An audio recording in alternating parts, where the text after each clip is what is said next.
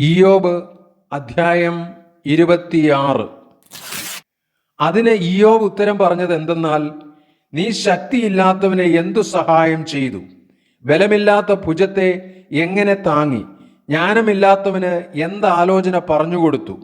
ജ്ഞാനം എത്ര ധാരാളം ഉപദേശിച്ചു? ആരെയാകുന്നു നീ വാക്യം കേൾപ്പിച്ചത്? ആരുടെ ശ്വാസം നിന്നിൽ നിന്ന് പുറപ്പെട്ടു? വെള്ളത്തിനും അതിലെ നിവാസികൾക്കും കീഴെ പ്രേതങ്ങൾ നൊന്ത് നടുങ്ങുന്നു. പാതാളം അവന്റെ മുമ്പിൽ തുറന്നു കിടക്കുന്നു. നരകം മറയില്ലാതെ ഇരിക്കുന്നു. ഉത്തരദിക്കിനെ അവൻ ശൂന്യത്തിന്മേൽ വിരിക്കുന്നു. ഭൂമിയെ നാസ്തിത്വത്തിന്മേൽ തൂക്കുന്നു. അവൻ വെള്ളത്തെ മേഘങ്ങളിൽ കെട്ടിവെക്കുന്നു. അത് വഹിച്ചിട്ട് കാർമുകിൽ കീറിപ്പോകുന്നതുമില്ല.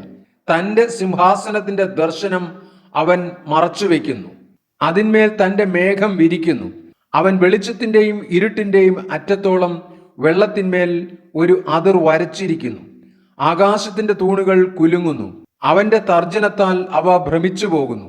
അവൻ തന്റെ ശക്തി കൊണ്ട് സമുദ്രത്തെ ഇളക്കുന്നു. തന്റെ വിവേകം കൊണ്ട് രഹബിനെ തകർക്കുന്നു. അവന്റെ ശ്വാസത്താൽ ആകാശം ശോഭിച്ചിരിക്കുന്നു. അവന്റെ കൈ വിദ്രുത സർപ്പത്തെ കുത്തി തുളച്ചിരിക്കുന്നു. എന്നാൽ ഇവ അവന്റെ വഴികളുടെ അറ്റങ്ങളത്രേ. നാം അവനെക്കുറിച്ച് ഒരു മന്ദസ്വരമേ കേട്ടിട്ടുള്ളൂ. അവന്റെ ബലത്തിന്റെ ഇടിമുഴക്കമോ ആർ ഗ്രഹിക്കും?